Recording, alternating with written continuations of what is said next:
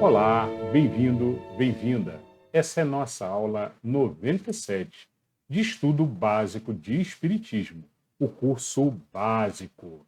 Conforme a maioria das casas espíritas que tem estudo, que tem uma escola, nós fazemos a mesma sequência e sempre, para quem está começando na doutrina espírita, nós lemos o Livro dos Espíritos, esse que aparece aqui do lado. Esse foi o primeiro livro que Allan Kardec compilou, preparou e com perguntas e respostas. Perguntas que ele fazia e respostas que ele recebia da espiritualidade.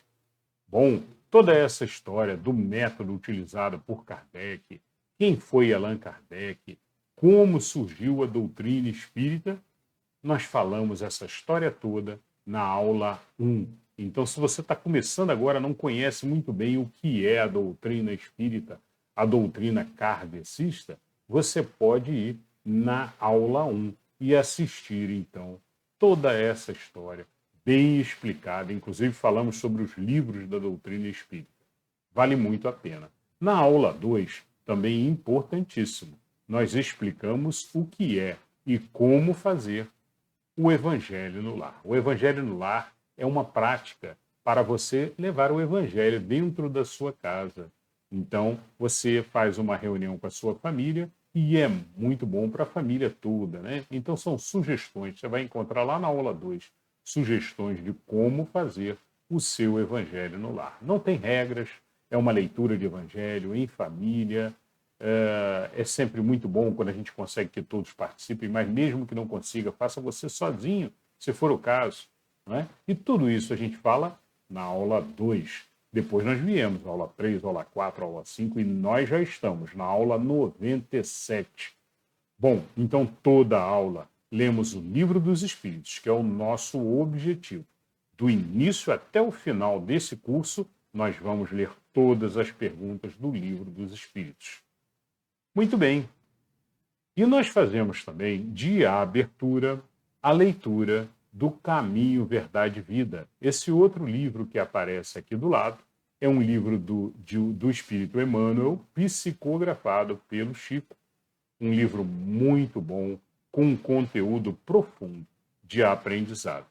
E é o nosso momento Reforma Íntima. Nesse momento de leitura do Caminho, Verdade e Vida, nós fazemos, então, a nossa reflexão, pensamos os aprendizados daquela página lida e preparamos, então, para colocar em prática no nosso dia a dia.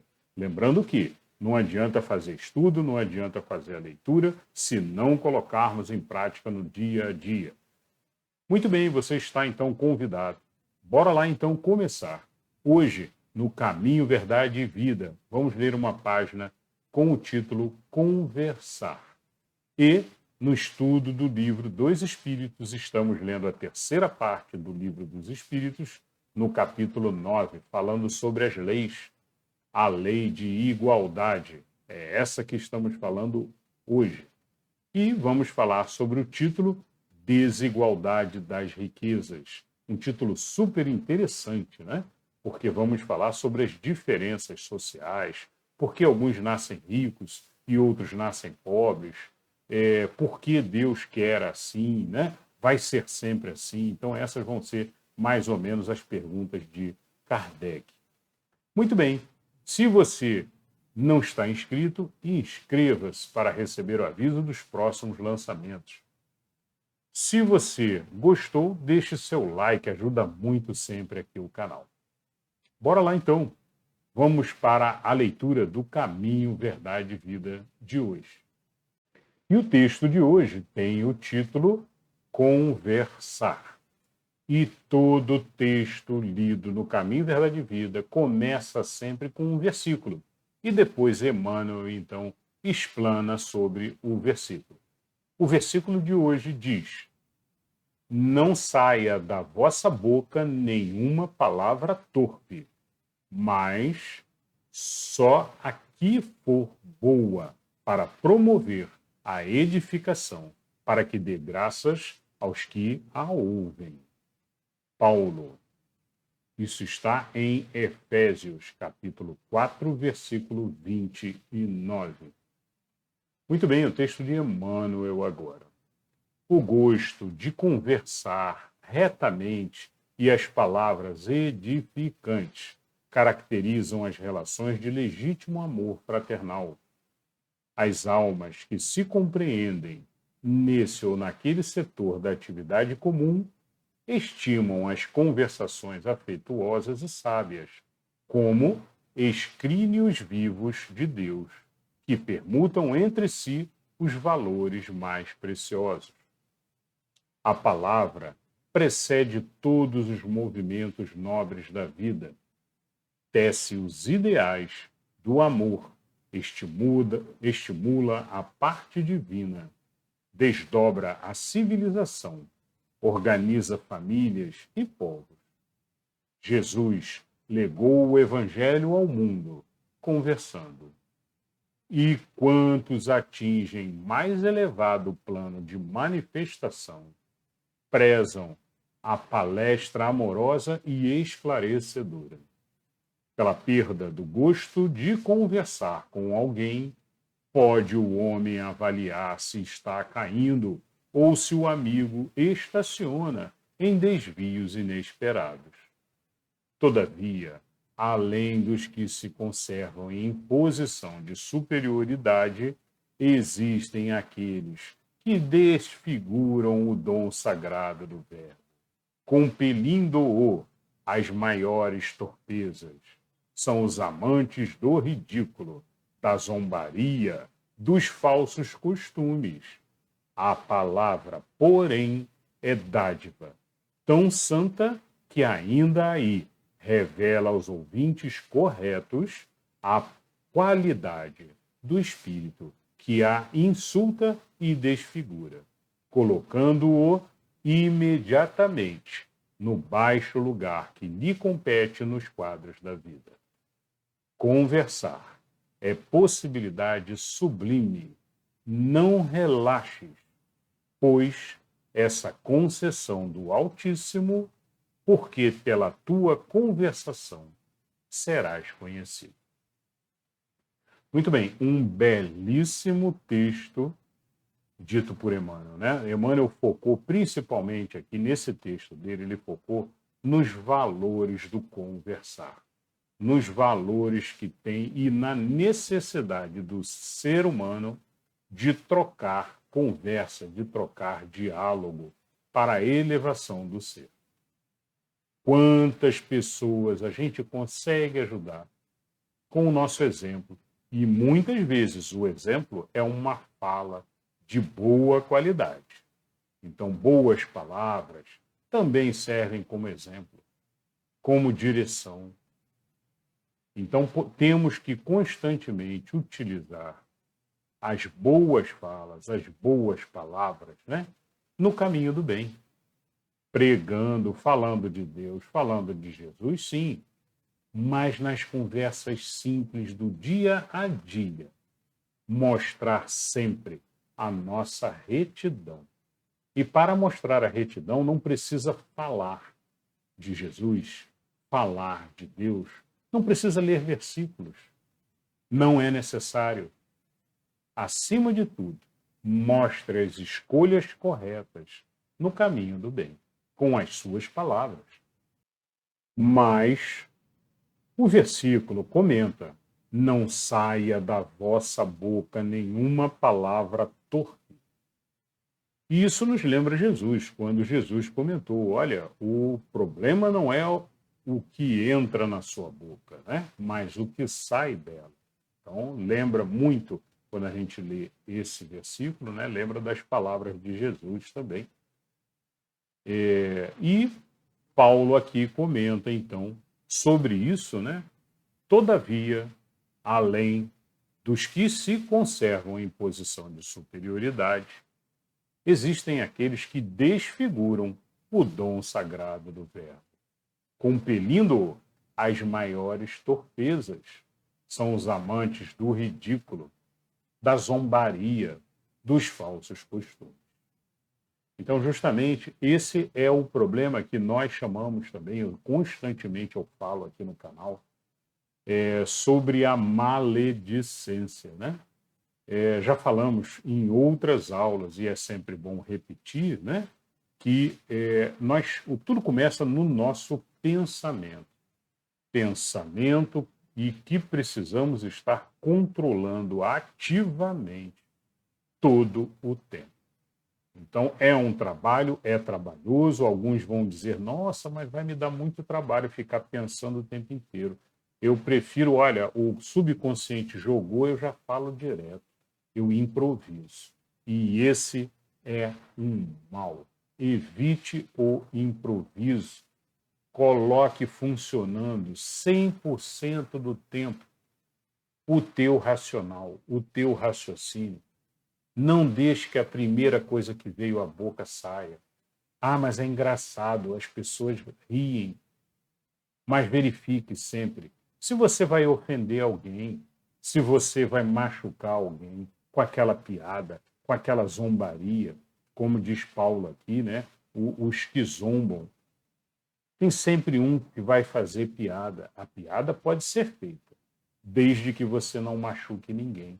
Se 10 pessoas riram, mas se uma pessoa ficou ferida, machucada, não valeu a pena. Você gerou maledicência.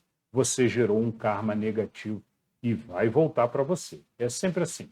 Quando a gente gera karma bom, a gente colhe os frutos do que plantou. Se você gera karma ruim, você colhe o que você plantou de ruim também. E cuidado, porque às vezes reverbera. E quando eu falo reverbera, você solta uma palavra, mas aquela uma palavra gera consequências diversas outras. Às vezes estraga o dia de uma pessoa. E o dia de uma pessoa provoca, então, estragar de vida de outras diversas pessoas, que essa pessoa vai provocar. Então, isso é o reverberar. É uma ação gerando múltiplas ocorrências, múltiplas outras ações.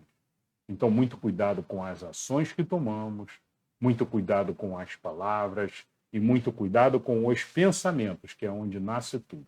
E quando eu falo muito cuidado, o que eu quero dizer? Racional, ligado o tempo inteiro. Razão noética, como eu falo sempre aqui no canal. Razão noética, sua razão interior, funcionando. Né? O tempo inteiro pensando e raciocinando. Isso está no Evangelho de Jesus? Jesus faria isso dessa forma, com essas palavras? Vou fazer mal a alguém falando isso? Ah, não, mas é uma verdade. Mas vai causar o mal? Preciso falar realmente? Vou ajudar mais do que atrapalho? Mas vou causar mal a alguém? Então é melhor não falar. Então, tem que ser pesado. E esse pesar, esse pensamento de raciocínio tem que estar 100% do tempo com o racional ligado. É isso que a gente fala sempre aqui no canal. Tá? Bom, então a gente tem inclusive uma série aqui que fala sobre isso, sobre o controle do pensamento, como controlar. Existem exercícios, né, para a gente trabalhar positividade, trabalhar o controle do pensamento, para não cair numa vibração negativa de pessimismo constante, para pensar coisas boas sempre, né? E evitar os pensamentos ruins. Por enquanto, de aprendizado aqui, temos que tirar esse exercício diário para colocar constantemente no nosso dia a dia, né? Junto com a inteligência afetiva, lembrando, já falamos anteriormente, mas é sempre bom repetir. Inteligência afetiva e inteligência emocional. A inteligência emocional é aquela inteligência que nós temos.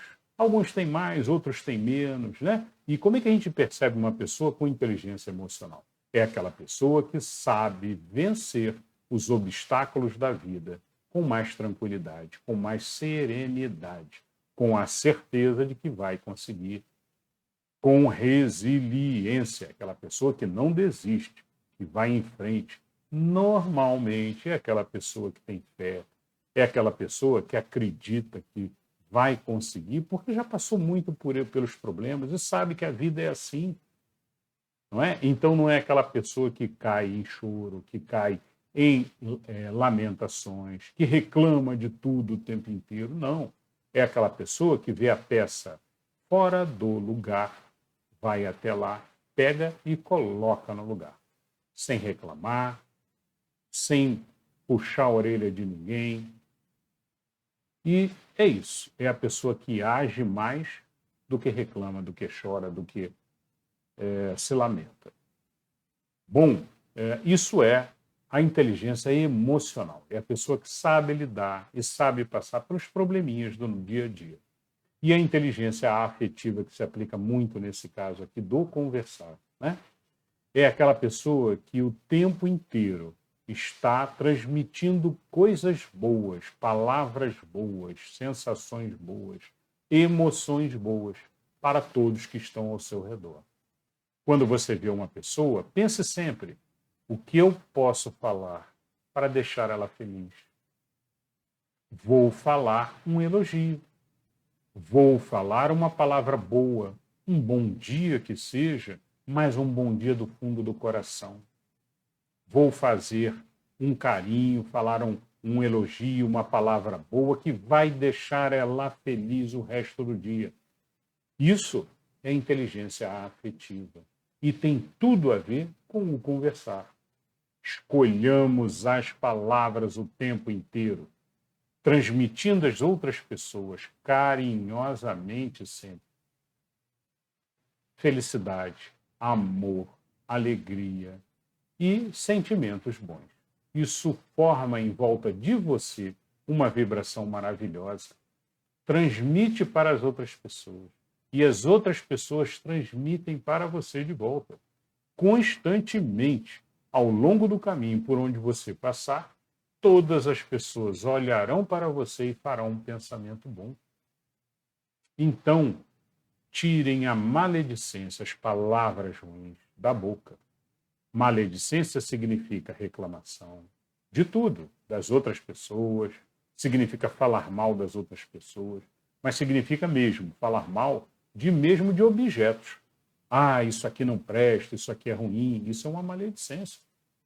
Evite, corte isso da sua vida, isso é reclamação também. E reclamação é maledicência. Maledicência é palavra ruim, né? Em outras religiões também. Na religião judaica, por exemplo, se assume a maledicência como sendo um dos piores males que tem. Dizem que é o pior mal, porque é um mal que você, uma vez falado, você não consegue segurar. Aquilo reverbera para frente e causa muito mal. Pode causar males aonde você não enxerga na primeira vista. No Espiritismo também falamos, né? E no Espiritismo ainda acrescentamos cuidado com o improviso, ainda mais com o improviso de maledicência, sem raciocinar o que está falando, porque muitas vezes pode ser que não seja você que está fazendo esse improviso. Algum espíritozinho zombeteiro, brincalhão veio e falou: fala isso, fala aquilo, e você acolheu, falou sem pensar, porque achou que ia ser engraçado. Então, é uma excelente prática, até para desincentivar nossos irmãozinhos que estão por aí. Até para desincentivar. Corte da sua vida o improviso, as palavras automáticas. Selecione sempre, utilizando a inteligência afetiva, olhando para as pessoas e carinhosamente transmitindo as suas palavras. Com emoção, jamais com falsidade.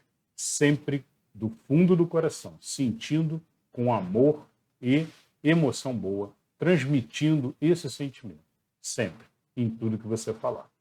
Muito bem, pessoal. Esse foi o texto de hoje, Conversar. Como sempre, agradecemos a Emmanuel o texto maravilhoso, agradecemos ao Chico pela psicografia.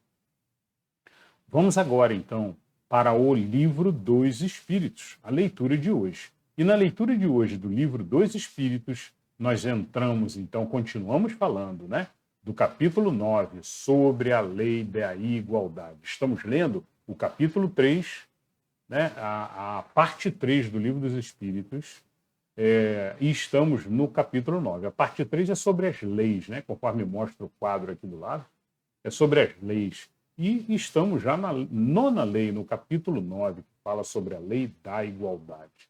E hoje, Kardec vai fazer perguntas sobre as desigualdades da riqueza. E também vai falar sobre as provas de riqueza e provas de miséria, né? Provas de pobreza. Bora lá então. Vamos ler hoje da questão 808 até a questão 816. Questão 808. Kardec perguntou: a desigualdade das riquezas não se originará das faculdades em virtude da qual uns dispõem de mais meios de adquirir bens do que outros? Então, a pergunta de Kardec, olha, nós já falamos anteriormente, nas questões anteriores, na última aula, falamos sobre as aptidões. Aptidões que uns têm, que outros não têm, né?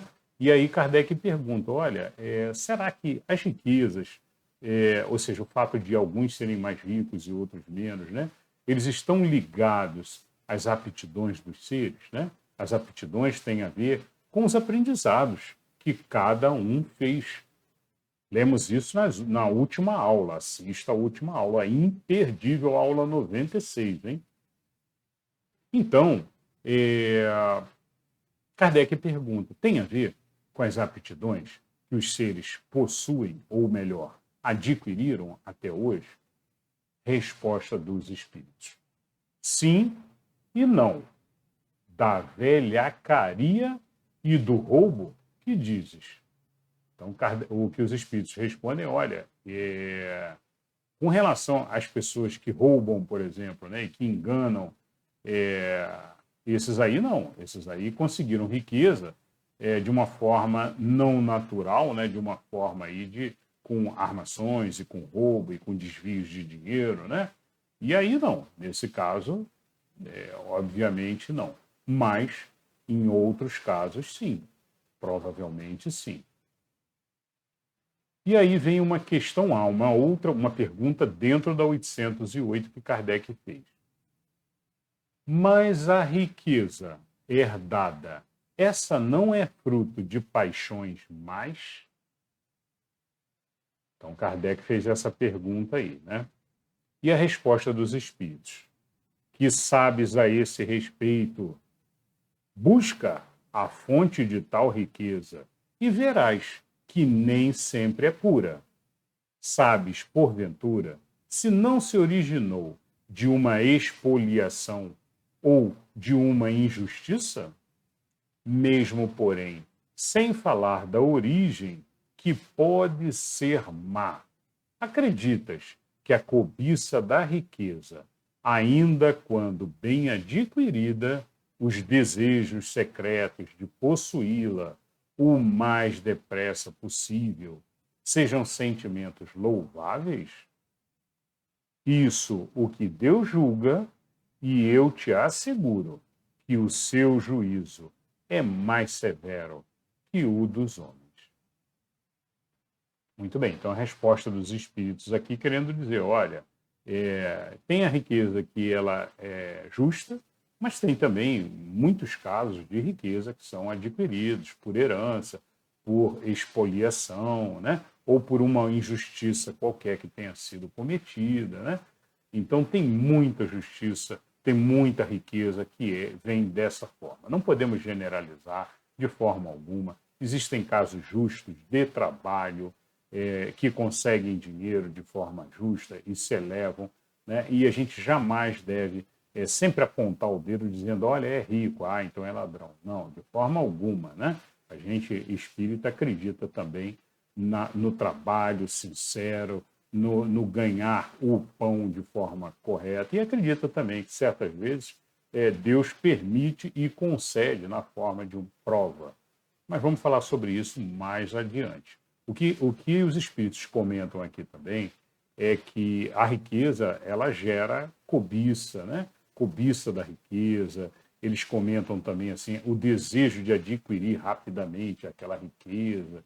Então, tudo isso são sentimentos que não seriam sentimentos louváveis, né? Que o ideal seria a gente se afastar o máximo possível dos apegos da matéria. A gente sabe que a gente tem que pagar conta, a gente tem que pagar, chegar no final do mês, tem as continhas, os boletos para pagar, a gente tem que pagar, a gente sabe disso tudo, né? E é extremamente justo, correto perante as leis divinas, perante a lei de progresso que já lemos, é correto o trabalho, né?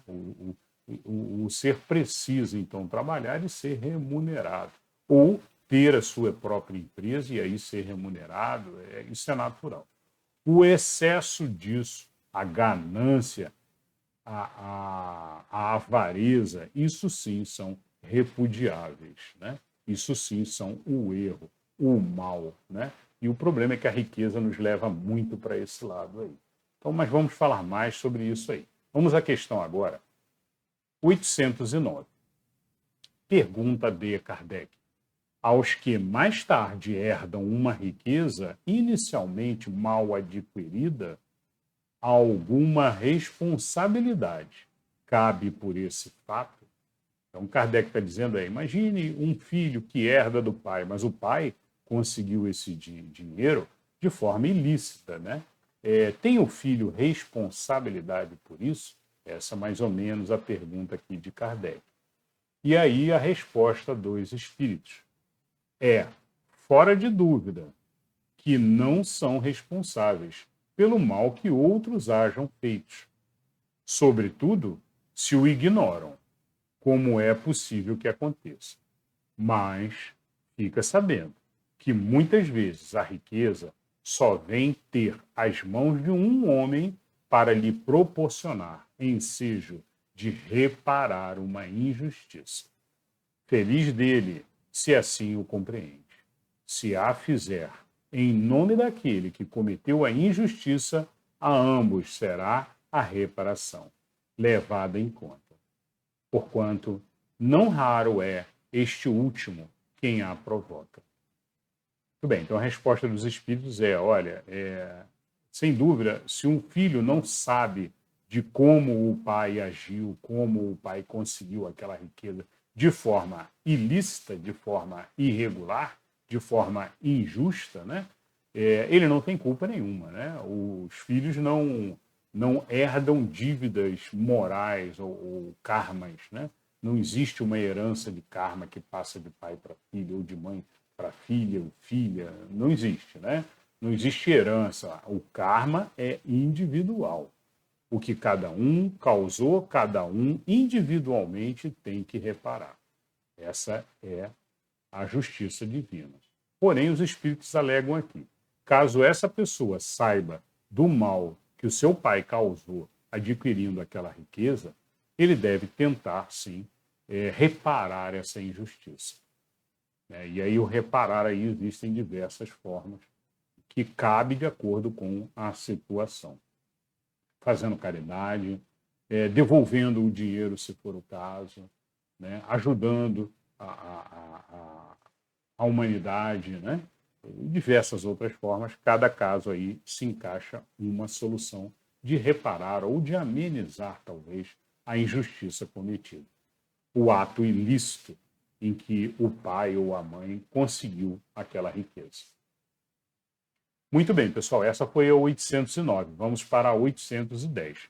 A 810, Kardec perguntou, sem quebra da legalidade, quem quer que seja pode dispor de seus bens de modo mais ou menos equitativo. Aquele que assim proceder será responsável depois da morte pelas disposições que haja tomado? Então, Kardec pergunta aqui, olha, sem quebrar a legalidade, ou seja, dentro da legalidade, né? Qualquer pessoa, né, pode dispor dos seus bens de modo mais ou menos equitativo, né? Aquele que assim proceder será responsável depois da morte pelas ações que tenha tomado, né? E aí a resposta dos espíritos. Toda ação produz seus frutos. Doces são os das boas ações. Amargos, sempre os das outras. Sempre entendei o bem. Então, os Espíritos deixam claro aqui, né? Sobre karma, falando com outras palavras. Toda ação produz frutos. Doces são das boas ações. Então, você vai colher coisas boas, se são boas ações. Se você fez caridade, se você distribuiu, se você gerou empregos, né? Porém, se você usou mal aquilo, você vai colher, então, frutos amargos, né? Eu já disse outras vezes, né? A gente já sabe que, olha, se você recebeu uma riqueza muito grande numa encarnação e você não soube utilizar, ou você utilizou de forma gananciosa, né? De luxúrias em excesso, ou se você utilizou simplesmente para o seu ego, comprando produtos para aparecer, para o seu ego propriamente dito, né? Você vai pagar por isso e provavelmente numa outra encarnação ou em algumas outras encarnações você vem com poucos recursos financeiros, talvez até nenhum, para que dê valor de fato ao essencial, ao que realmente tem valor em nossa vida. Bom, é isso, pessoal. Lembra muito aqui que a gente precisa constantemente se afastar aqui dos apegos da matéria, né? Dentro do possível, se afastar ao máximo dos apegos, dos prazeres excessivos da matéria, né? Já falamos bastante sobre isso nas aulas anteriores. Questão 811 agora. Será possível e já terá existido a igualdade absoluta das riquezas? Resposta: não, nem é possível. A isso se opõe a diversidade das faculdades e dos caracteres. Então, os espíritos aqui comentam que, olha, não é possível essa distribuição, até porque os seres são diferentes. Tem diversidades, faculdades diferentes. Uns pensam melhor, mais corretamente, mais assertivamente, outros pensam errado, mais erradamente, pensando o tempo inteiro em coisas ruins, né? Saem de casa pensando, em vez de trabalhar, pensando em bagunça, pensando em bebida e por aí vai, né? Então, como você quer que todo mundo esteja nas mesmas condições? Mais ou menos essa aí é a resposta dos espíritos, né? Questão A, dentro da 811. Há, no entanto, homens que julgam ser esse o remédio aos males da sociedade. E realmente existem, né? Que pensais a respeito? E aí a resposta dos espíritos. São sistemáticos esses tais, ou ambiciosos, cheios de inveja, não compreendem que a igualdade com que sonham seria a curto prazo desfeita pela força das coisas. Combatei o egoísmo, que é a vossa chaga social, e não corrais atrás de quimeras, ou seja, de sonhos impossíveis, né? Então, uma maravilhosa e perfeita, como sempre, com uma coerência absoluta resposta dos espíritos, né?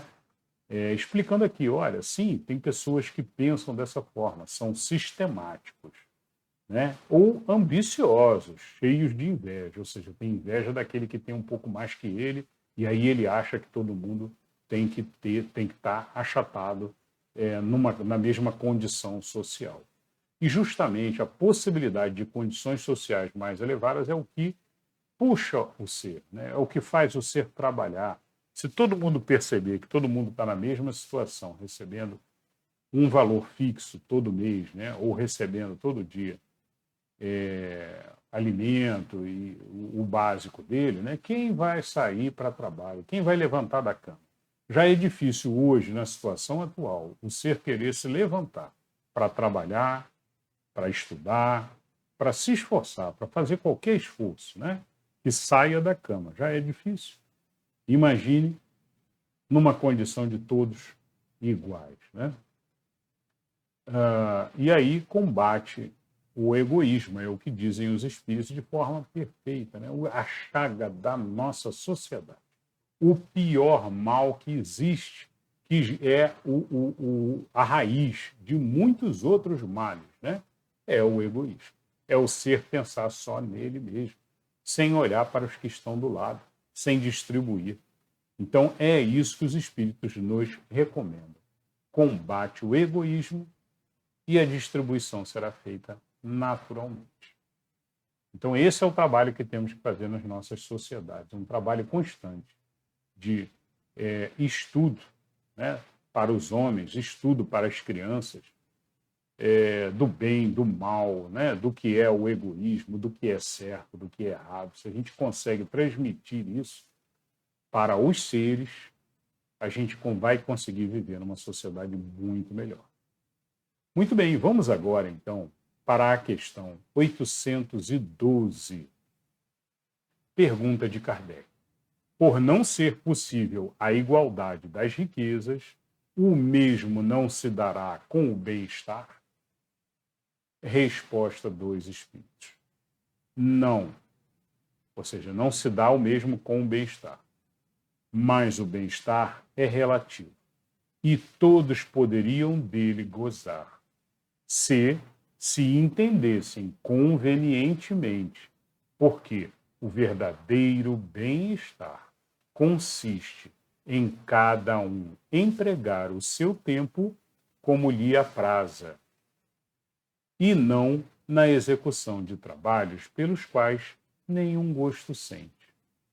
Como cada um tem aptidões diferentes, nenhum trabalho útil ficaria por fazer. Em tudo existe o equilíbrio, o homem é quem o perturba. Muito bem, então, da resposta dos espíritos, eles comentam, olha, como cada um tem aptidões diferentes, né? E aí vale reforçar o seguinte, já lemos na aula 96 sobre aptidões, foi muito interessante, né? E as aptidões, elas são diversas, né? A pessoa que sabe matemática, a pessoa que sabe da parte de recursos humanos, de contato com pessoas, pessoa que sabe bem lidar com outras pessoas, né? As aptidões técnicas, né?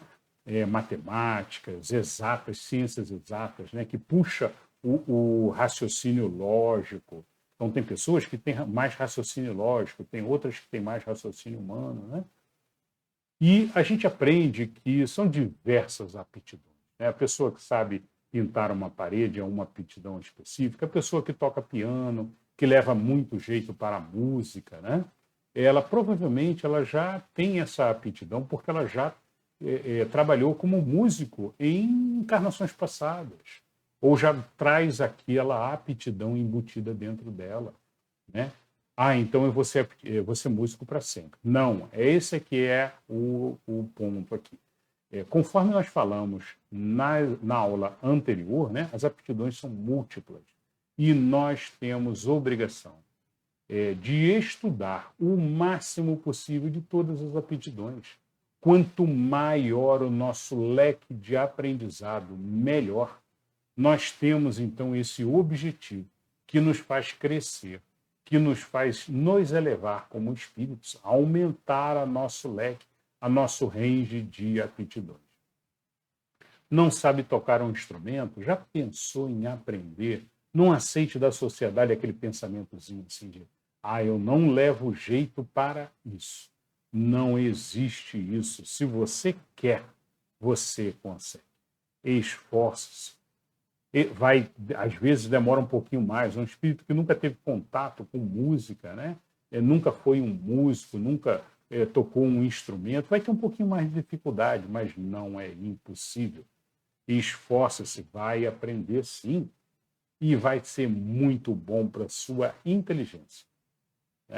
Todas as aptidões. Esse seria o ideal, né? Que a gente gradativamente estudasse diversas aptidões e nos elevasse constantemente o nosso intelectual. Quando a gente estuda raciocínio lógico, abre um leque de opções, de raciocínio, de opções de trabalho, abrem-se portas e possibilidades de novas descobertas, de novos estudos. A gente falou sobre isso na última reunião, na última aula, mas é importante sempre a gente lembrar que quanto mais a gente estuda, mais portas de estudo se abrem, mais possibilidades de estudo e de aprendizado. Nós somos uma grande inteligência espiritual. Né? Não somos braços e pernas que saem andando por aí, não somos essa matéria que carregamos aqui. Não, isso está emprestado por um tempo. Vamos aproveitar e cuidar enquanto estamos aqui dessa matéria, com certeza. Mas nós somos fundamentalmente uma consciência, uma inteligência, em energia que se desprende do corpo quando nós desencarnamos. À noite também, quando estamos sonhando e tal, nós fazemos umas viagens por aí, né? Levamos o nosso perispírito junto, e vamos também para o mundo espiritual. Bom, mas o fato é que como nós nos elevamos e o estudo de um leque de opções, né, que vão desde tratar bem as outras pessoas, como tratar, como ter paciência, como ter fraternidade, né, como ser um ser fraterno, caridoso, como saber ouvir as pessoas, como saber falar com as pessoas, como saber fazer cálculos matemáticos, raciocínio lógico, para escolher a opção correta. Raciocínio lógico é fundamental para você saber escolher entre o bem e o mal corretamente, mais assertivamente. Então, eu estou só querendo exemplificar que temos que estudar sempre. Essa é uma lei aqui, né, de constante estudo para a evolução. E aí nós vamos, então, preenchendo essa nossa consciência e não perdemos o estudo. O estudo, o aprendizado é o que nós levamos quando nós desencarnamos. Então, sobre a resposta dos espíritos sobre aptidões, né? Temos aptidões diversas. Sim, temos, mas temos porque adquirimos em várias existências. Aptidões diversas, cada um. Né? Um foi pianista numa outra encarnação, então tem facilidade para música. O outro foi matemático, então tem facilidade para ciências exatas. E assim por diante. A gente traz uma bagagem de experiência, né? Me lembra Leonardo da Vinci, que era um espírito elevado, provavelmente de muitas encarnações, né? E Leonardo da Vinci tinha um leque de possibilidades maravilhoso, tudo ele fazia e fazia bem, né? Era escultor, pintor, era físico, era matemático, era engenheiro, era médico. Então era uma pessoa assim que já tinha uma experiência fabulosa e o que não sabia, corria atrás e aprendia. Bom, mas o fato os espíritos comentam, como temos aptidões distintas, né, diferentes, nenhum trabalho útil ficaria por fazer. O que eles querem dizer aqui é que, olha, cada um tem as suas aptidões, mas não significa que são essas e pronto. Não, é isso que temos que entender. Né? Temos que desenvolver novas aptidões constantemente. Tá? Estudo constante. Em tudo existe o equilíbrio. O homem é quem o perturba. Né? E aí, Kardec tem uma questão que Kardec pergunta. Será possível que todos se entendam? Né? Eu entendo a pergunta de Kardec com relação às diferenças, né, de aptidões e as diferenças aqui com as igualdades de riqueza também. E a resposta dos espíritos. Os homens se entenderão quando praticarem a lei da justiça. Então, a lei da justiça nós vamos falar ainda mais para frente. Então, não perca, a lei da justiça é imperdível, hein? E também, aí podemos acrescentar aqui, quando também deixarem o ego de lado, né? Cada vez mais temos que tirar o ego e aí os seres vão se entender cada vez melhor. Vamos agora para a questão 813. E a questão 813 é a última aqui de desigualdade das riquezas. A questão 813, Kardec pergunta: há pessoas que, por culpa sua, caem na miséria? nenhuma responsabilidade caberá disso à sociedade? Estou perguntando, a pessoa que cai na miséria, nenhuma responsabilidade cai sobre a sociedade? É tudo culpa dela? Resposta dos espíritos. Mas certamente já dissemos que a sociedade é muitas vezes a principal culpada de semelhante coisa. Está falando aqui com relação à miséria. Continua. Ademais, não tem ela que velar pela educação moral dos seus membros? Quase sempre é a má educação que lhes falseia o critério, ao invés de sufocar-lhes as tendências perniciosas. Tá? E aí eles fazem referência à questão 685. Né? Então, eles fazem uma referência para voltar e ler a questão 685. Basicamente, o que eles dizem, olha, se a sociedade desse educação, né, para esses seres, não cairiam na miséria. Né? E isso está dentro da pergunta, então, aqui que Kardec fez. A sociedade tem culpa? Os espíritos dizem, tem, certamente. E também acrescentamos, né, podemos acrescentar, se o ego não fosse tão grande das sociedades atuais, né, estamos falando das sociedades atuais, né, se o ego não fosse tão grande, provavelmente essa pessoa que está na miséria seria socorrida de forma mais completa, colocada na direção correta, reerguida para que seguisse por ela só o seu caminho, né? Porque é importante a pessoa seguir por ela mesma. A sociedade colocar ela de pé, preparar ela para que ela consiga emprego, para que ela consiga, então, seguir a sua jornada. Muito bem, pessoal. Falamos agora da 813. Vamos agora para a 814. A 814 entramos num outro tema, que é as provas de riqueza e de miséria. Bora lá. 814. Vamos falar sobre provas, hein? Provas são aquelas tarefas difíceis que nós viemos aqui, encarnamos e temos que passar. Muitas vezes, nós planejamos e aceitamos lá em cima, antes de encarnar, que iríamos passar por uma prova ou que iríamos passar por uma determinada situação qualquer. Né? Uma prova, uma expiação. 814. Porque Deus a uns concedeu as riquezas e o poder, e a outros a miséria. Então Kardec pergunta aqui, olha, por que uns têm riqueza e outros têm miséria? Por que Deus permite isso?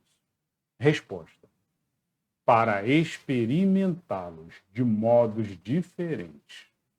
Além disso, como sabeis, essas provas foram escolhidas pelos próprios espíritos, e nelas, entretanto, sucumbem com frequência. Né? Então, tanto a riqueza, então, para o indivíduo sucumbir é fácil, né? Como disse Jesus, é mais fácil um camelo passar num buraco de agulha do que um rico entrar no reino dos céus. Né? E ele disse isso, é mais difícil, tá? Não é impossível, né? Mas é difícil. E ele disse isso com a sua sabedoria suprema, porque ele sabe que a riqueza ela traz muitos apegos da matéria. Né? O ser com a riqueza, ele é, então, tentado ali pela matéria, constantemente, e acaba caindo ali em desejos de seu ego. O seu ego acaba falando mais alto. Né? E a miséria? A miséria é a pessoa que descuida também, ela falha na miséria quando ela desiste. Quando ela desiste de continuar lutando, de continuar com persistência, com estudo, com dedicação, de transformar, então, a sua realidade, o seu momento que ela está vivendo. Então, para a pessoa que vive na miséria, o que ela tem que fazer? Não ficar se lamentando, não ficar reclamando. Né? Como a gente diz sempre, quem reclama, clama de novo, está pedindo novamente. E aí volta, o mesmo problema volta diversas vezes na vida da gente. Né? Acontece, às vezes, com muitas pessoas que a mesma situação volta a acontecer de novo, o mesmo problema. Eu não sei porquê, não sei porquê. Pare para pensar as reclamações que você fez. Né? Não adianta dizer que é falta de sorte ou azar, não é. é a sua maneira de agir com aquele problema. Você não está sabendo enfrentar, não está procurando a causa raiz daquela situação que você está passando. Né? Pode ser um débito de outra vida? Pode. Mas pode ser também uma prova que você tem que mostrar para a espiritualidade e para Deus que sabe passar por aqui, de cabeça erguida. E de cabeça erguida significa fé em Deus, certeza de que vai conseguir positividade e raciocínio para resolver os problemas. Aí a espiritualidade se aproxima e te inspira, te dá direção, te dá soluções e tudo fica mais fácil. Essa foi a 814. Vamos ler a 815 agora. Qual das duas provas é mais terrível para o homem? A da desgraça ou a da riqueza? E aí vem os espíritos respondendo. São, no tanto uma quanto a outra. A miséria provoca as queixas contra a providência, que é o reclamar, que eu comentei agora há pouco. Né? Queixas contra a providência. A riqueza incita a todos os excessos. Né? Então, essa foi a resposta dos espíritos. É exatamente o que a gente comentou agora há pouco. Né? Não tem muito o que esticar disso aqui. Está bem perfeita a resposta deles e sucinta. Vamos à questão agora 816 e é a última de hoje. Pergunta de Kardec. Estando o rico sujeito a maiores tentações, também não dispõe, por outro lado, de mais meios de fazer o bem? E aí vem a resposta dos espíritos. Mas é justamente o que nem sempre faz. Torna-se egoísta, orgulhoso e insaciável com a riqueza. Suas necessidades aumentam e ele nunca julga possuir o bastante para si unicamente. Continuam os espíritos. A alta posição do homem neste mundo e ter autoridade sobre os seus semelhantes são provas tão grandes e tão escorregadias como a desgraça, porque tanto mais rico e poderoso é ele, tanto mais obrigações tem que cumprir, e tanto mais abundantes são os meios de que dispõe para fazer o bem e o mal. Deus experimenta o pobre pela resignação e o rico pelo emprego que dá aos seus bens e ao seu poder. A riqueza e o poder fazem nascer todas as paixões que nos prendem à matéria e nos afastam da perfeição espiritual. Por isso foi que Jesus disse: em verdade vos digo, que mais fácil é passar um camelo por um fundo de agulha, do que entrar um rico no reino dos céus. Né? É perfeita, né, a colocação dos espíritos aqui, como sempre, lógico. Né? Acrescento, um furo de agulha era um buraco no muro de Jerusalém. Né? Contam as histórias que esse furinho que tem no muro de Jerusalém só passa uma pessoa, não passa um camelo. Então, muitas vezes ali se deixava o camelo do lado de fora, amarrava o camelo, entrava na cidade para fazer compra e tudo, voltava, pegava o camelo e voltava então para sua casa, distante às vezes.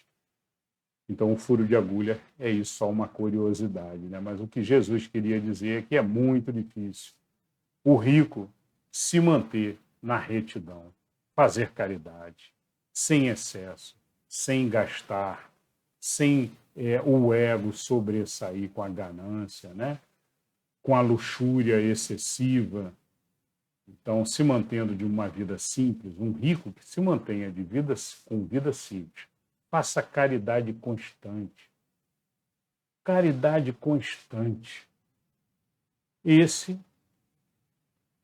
vence, então, né? Se não usar o dinheiro de forma mal, gerar empregos, por exemplo, uma forma que o rico também pode constantemente estar sendo caridoso também, ajudando os outros a trabalharem, gerando ensino, centros de estudo para que as pessoas se levantem.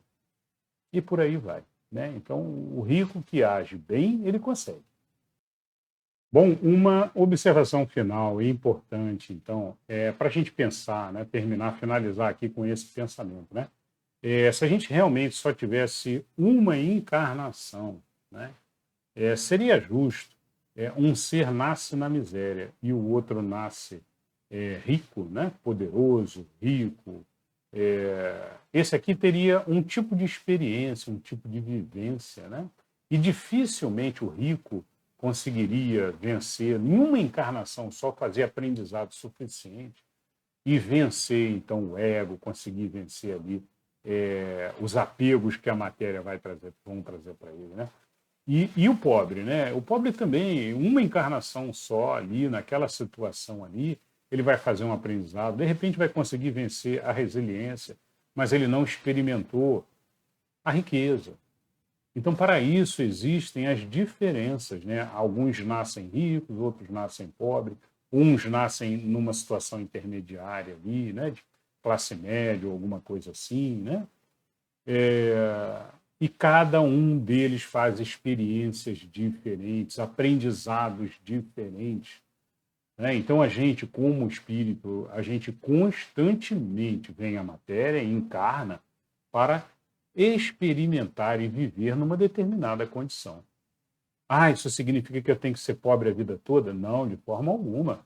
Você tem que vencer, trabalhar, lutar, ser persistente, ou seja, não desistir, seguir em frente e mostrar para a espiritualidade e para Deus, olha, consegui, né? E não é nem conseguir a riqueza, não. Conseguir a persistência, conseguir lutar, viver uma vida digna, com emprego, com trabalho, com esforço pessoal, mesmo que não consiga muito dinheiro na sua vida. A sua vitória é a persistência, o trabalho, a cabeça erguida com fé em Deus constantemente. Essa é a vitória, né? E essa é a vitória para os dois, para o rico também. Para o rico, a vitória é perceber a necessidade de caridade, bondade, utilização correta do dinheiro, gerando empregos, ajudando outras pessoas constantemente, sendo um chefe bondoso, caridoso, sabendo falar com as pessoas. Isso é a pessoa saber utilizar dinheiro, saber utilizar. Então, a questão é, uma encarnação só, você só faz uma experiência. E existem diversas possibilidades que constantemente renascemos e viemos exercitar numa condição diferente, numa outra encarnação, conforme a nossa necessidade de aprendizado. Tá? E assim nós vamos evoluindo, encarnação após encarnação, experimentando, estudando, aprendendo. É isso, pessoal. Eu espero que vocês tenham gostado. Muita luz e paz no coração de todos. Nos vemos na próxima aula. Até lá.